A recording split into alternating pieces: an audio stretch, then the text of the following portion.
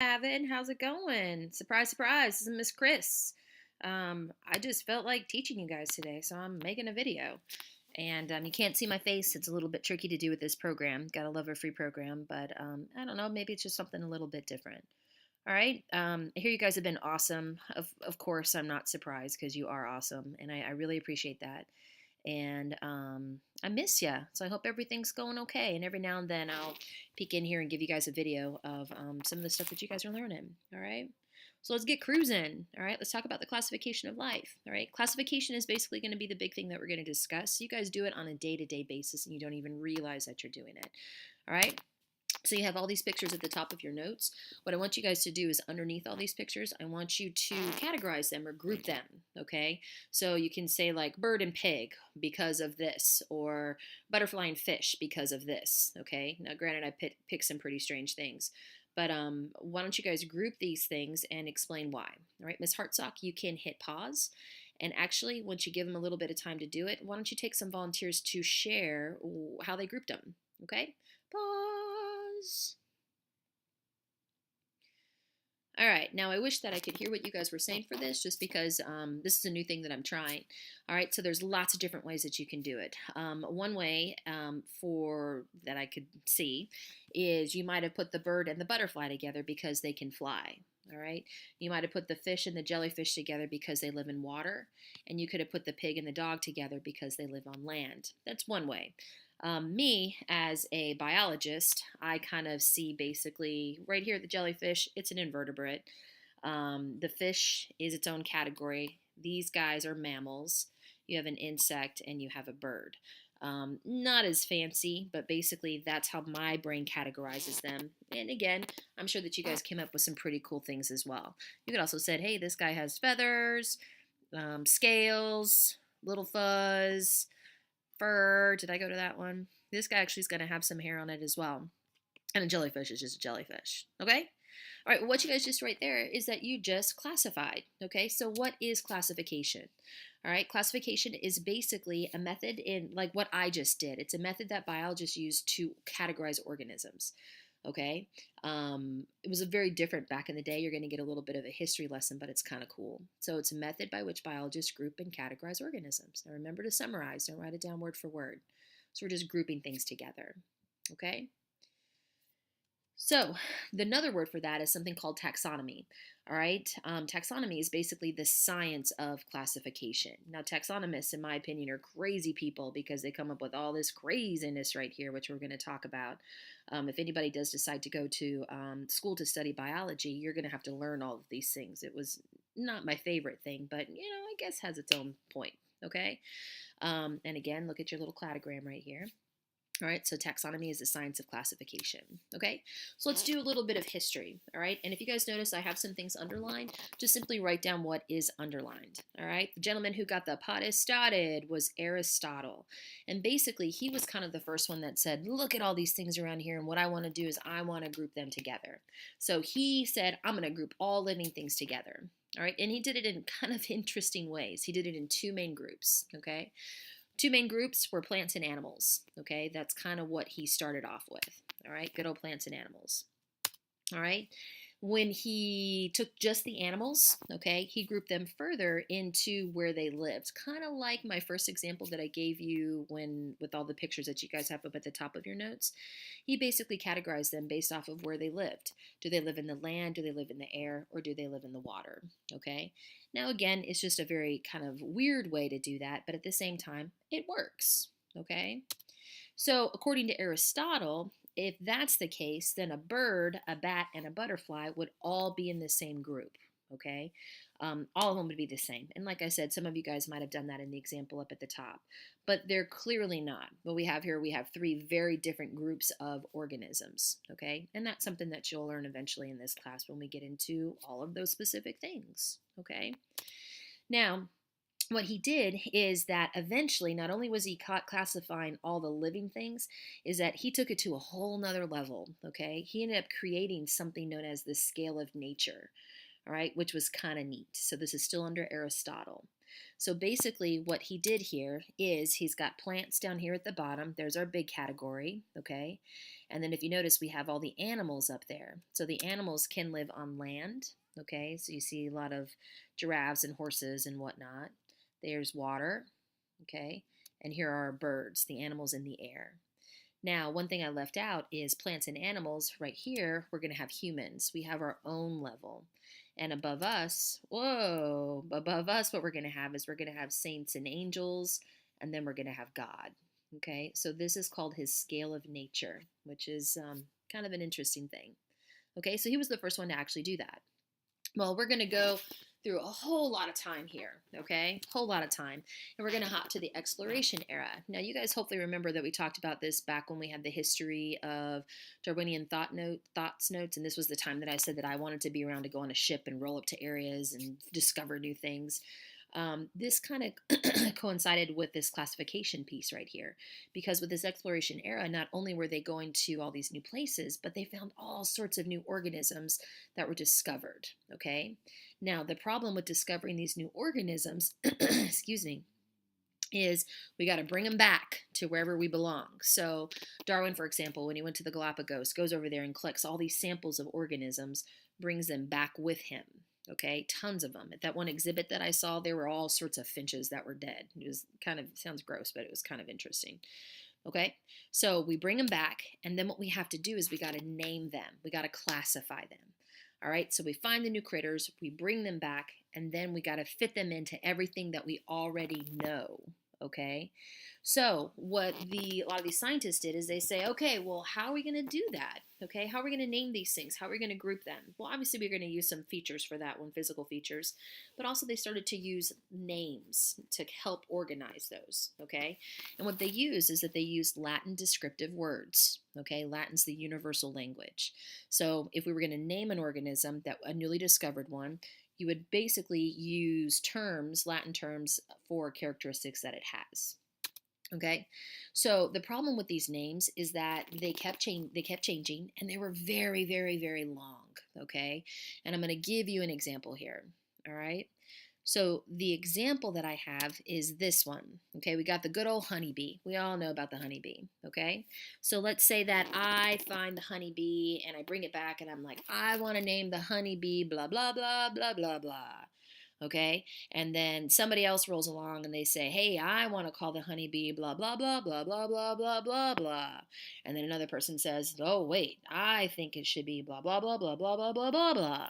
Okay, sounds really good. The honeybee, guys, back in those days, this was its name. Holy smokes. Apis, pubescens, thoracis, subgriso, abdame, fusco, pedebens, postglabus, untrique, margine, ciliates. What? Okay, can you imagine trying to learn that? And all these things right here are basically just descriptive words for this simple little guy right here, okay? So, not cool. Not cool at all. All right? Whoa, we don't want that one. So a gentleman by the name of Carlos Linnaeus came along and he says, you know what, guys? We got this all wrong. Look at that face. We got this all wrong. Okay? So he is better known as the father of taxonomy. All right? So again, just write down what's underlined. So he's the father of taxonomy, and taxonomy, again, is the science of classification. So what he did is he said, you know what? I got a system, okay? Screw this business of everybody chipping in. I'm going to develop a system, and this system is called binomial nomenclature, okay? So he developed binomial nomenclature. Now, binomial, if you guys were to work this one out, bi means two and nomial means name, okay? So two names is going to be the set system that we have here, okay? All right, so let's talk about binomial nomenclature. Okay, some rules for it is that basically each organism is named using two Latin descriptive words. Okay, so that's what it is. Well, the binomial is basically two Latin descriptive words. Now, what those two Latin descriptive words are is they're actually called a genus and a species. Okay, species is the absolute positively most specific thing that you can get. Okay, genus is going to be a little bit broader. So again, two Latin words, genus, species. That's a way that you can shorten that in your notes. Okay, so let's take a look at the dog. Okay, the genus name is Canis.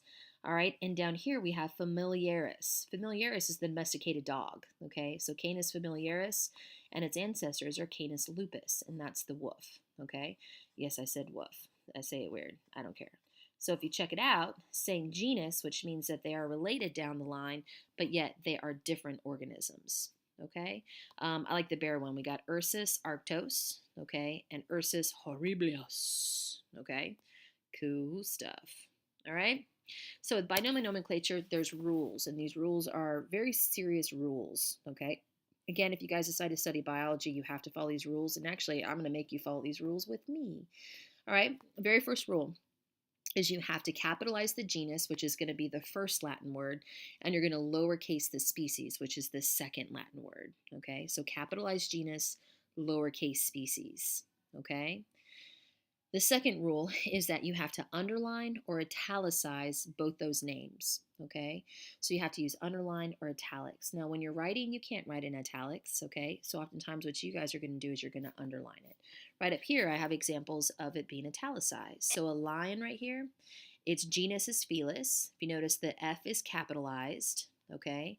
And the species is lowercase, okay? Felis leo, all right? And it's in italics. Okay, down here the cat is going to be Felis domesticus. Okay, Felis domesticus, capital lowercase. All right, kind of cool stuff. All right. When I was in college, we would have these lab practical story time, and they would have some organism out there that I would have to identify. And I remember I named them all. I was so proud of myself. I remembered these scientific names, which are a pain in the butt to memorize. But I forgot to underline them, and I lost a lot of points on that, which was infuriating. So, what am I going to do? Am I going to do it to you guys? Oh, absolutely. Okay. So if you ever write down these names, make sure that you underline them. Okay. All right, so flip to the back of your notes, I believe it is. You'll see a little chart that says common name and scientific name. I kind of wanted to play with this a little bit. This is nothing that I'm going to test you on. I just thought it was kind of some cool stuff and allows me to show you cool videos. Okay, so I think it's on the back. Let me give you an example of a scientific name, okay, one that we use binomial nomenclature for. So the first organism, we're going to call it Drosera rotundifolia. So just write this down and underline it. Notice capital lowercase, okay? So what do these words mean? If you guys notice, I said they're descriptive words, all right? So with drosos means dew or dewdrops, okay? So drosos means dew or dewdrops, and rotundifolia means round leaves. This is actually Drosera rotundifolia, this little guy right here. And I have an awesome video for you. Okay, this is awesome. We're going to get to what its real name is here in a second. All right. So, here we go. But also the right balance. Okay. So what we're doing is that what he's saying is that, well, I'll just wait. Okay, watch the video. The soil in this waterlogged bog is very poor quality, lacking in nitrogen. Okay, so he just said the soil in this area lacks nitrogen, and plants need nitrogen, okay? So what these guys have done is they've adapted or evolved a certain way to survive in these poor areas, okay? But these strange plants have an ingenious strategy. So cool! Their leaves are covered in tentacles tipped with droplets of what appears to be morning dew. These droplets give the plant its name, the sundew.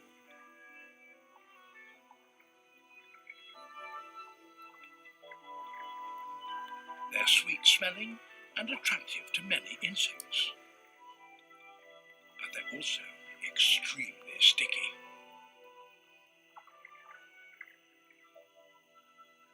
Mosquitoes emerge in huge numbers from the boggy water, and the sundews are ready. Check it out. That's a mosquito hatching. Pretty cool. Kind of gross.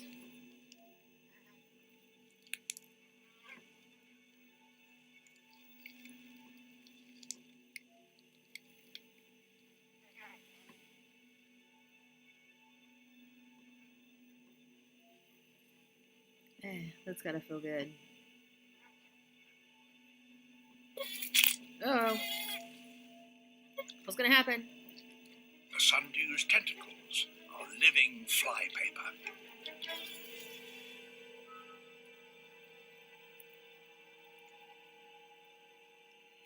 Struggling only makes matters worse.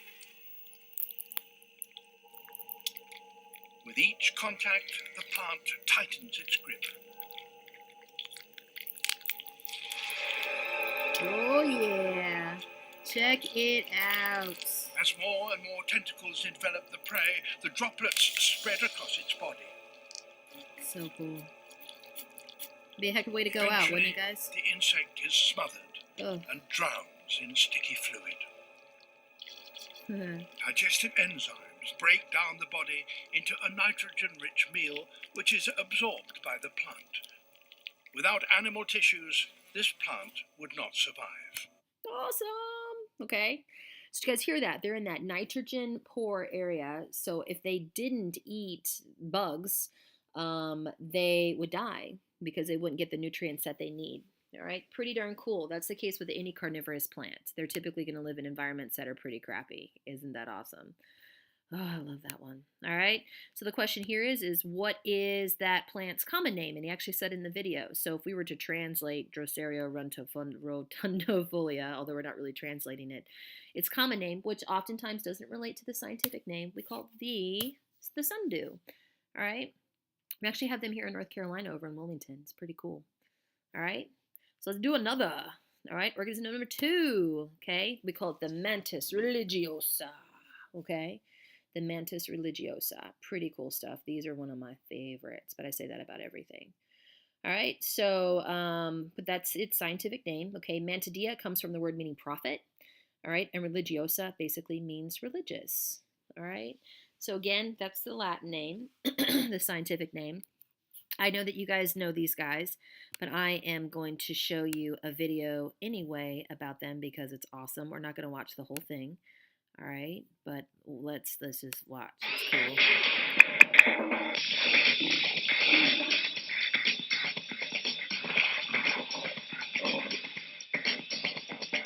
Come on, get to it.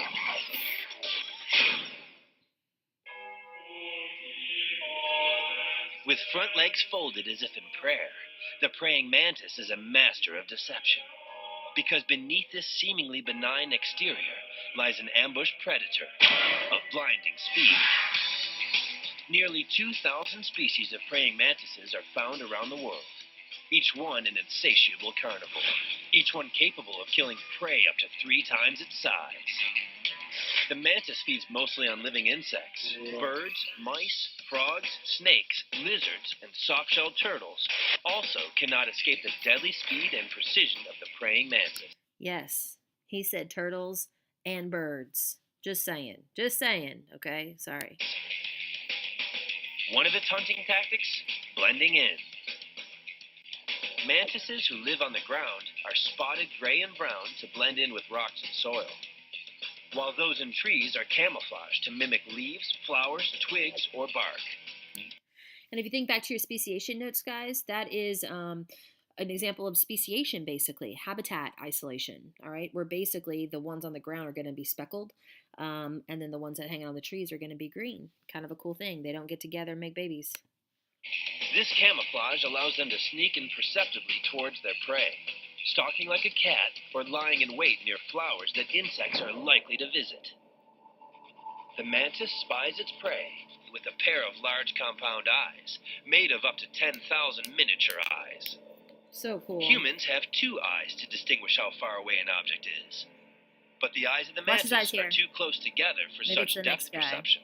To compensate, mantises eerily sway their heads back and That's the forth, next guy. Watch this next measuring guy. precisely how their target moves against its background.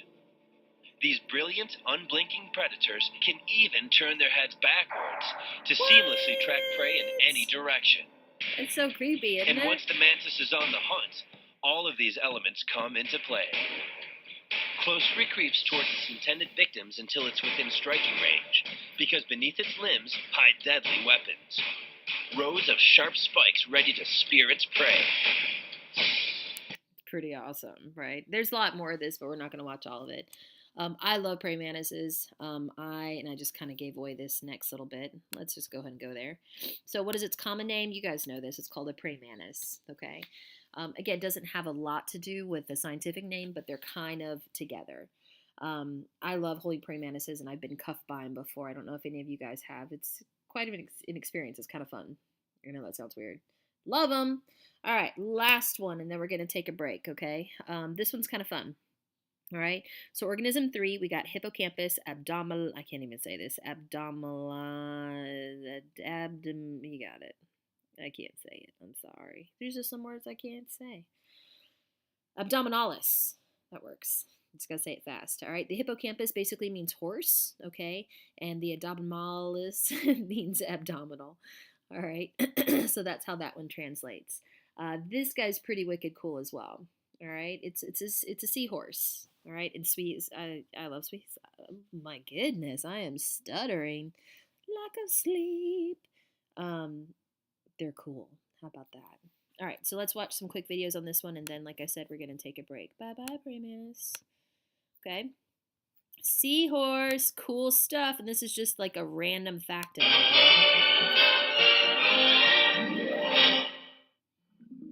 There's no other dad like him on Earth. He takes on Mom's greatest responsibility. He gives birth. What? Would like my husband After to do that for courting me. for days, the female seahorse deposits her eggs in the male's pouch. The exchange takes place in a matter of seconds. Oh, they lost one. From this point on, it's Dad, not Mom, who's in charge of the eggs. Depending on the species, this ultimate dad's pregnancy can last from 10 days to 6 weeks. Dang.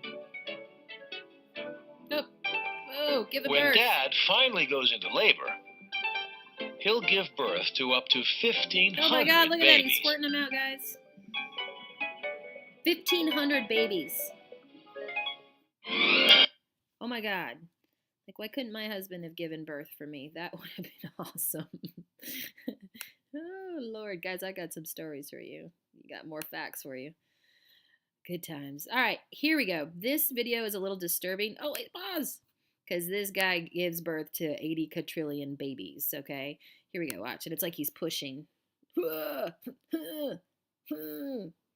Check it out. He's just squirting them out all over the place. Look at all those seahorses. So the big question is why do you think they have so many? All right, and I can't, get answers to your questions. But the reason why these guys have so many babies is because very few of them actually survive. Okay, he's still going. One more squirt. Come on, give us a squirt. Push. One more squirt. One more squirt. Oh, he's done. Look at all those babies all over the place.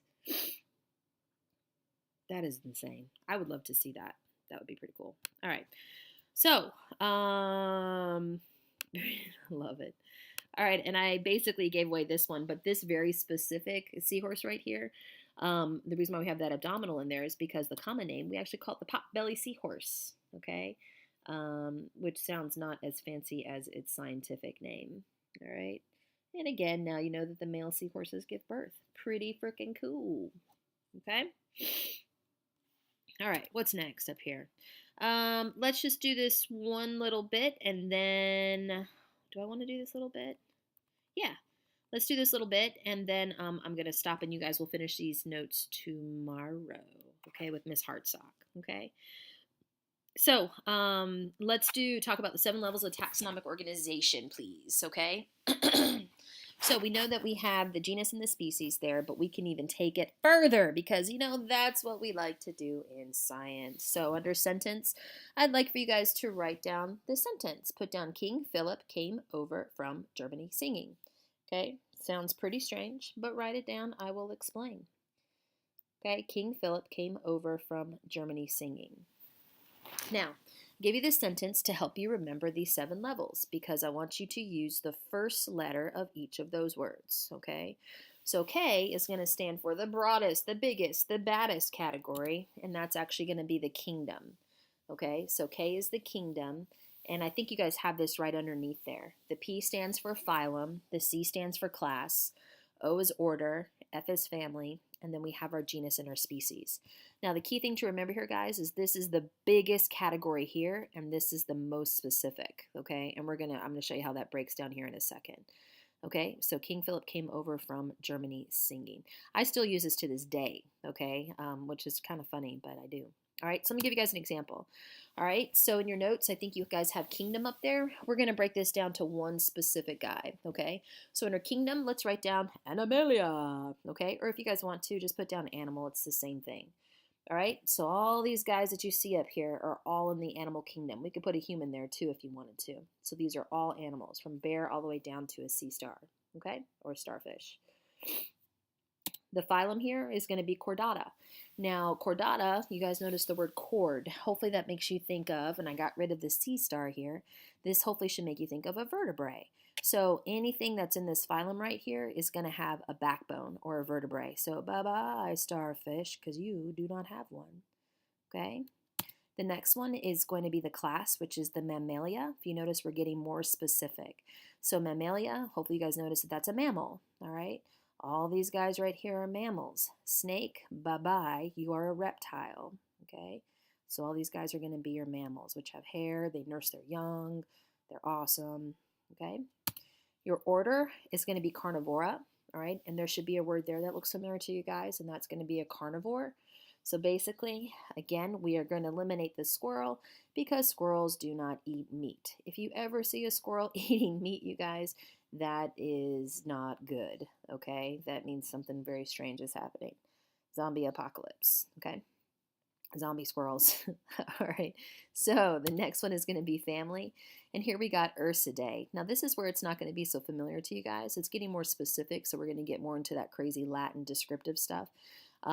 What these are basically going to be your bears, okay? Got rid of the fox, all right?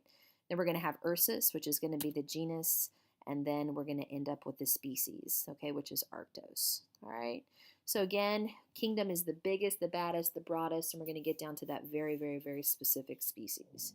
All right, so that is the 7 levels of taxonomic organization. Pretty cool. Here's another one, not that you need another one, but, you know, whatever. Okay? All right, so I'm actually going to stop right there. It's been fun chatting with you guys. I hope, again, that everything is good. Tomorrow, we're going to finish these notes, and we're going to talk about dichotomous keys. And then you're going to review. And some of you guys might be freaking out about your test. You're going to be fine, okay? You're going to be fine. You're still going to know what specifically to study. You're going to be good to go, okay? All right. Hope all is well, and I miss you guys, and keep on keeping on, okay?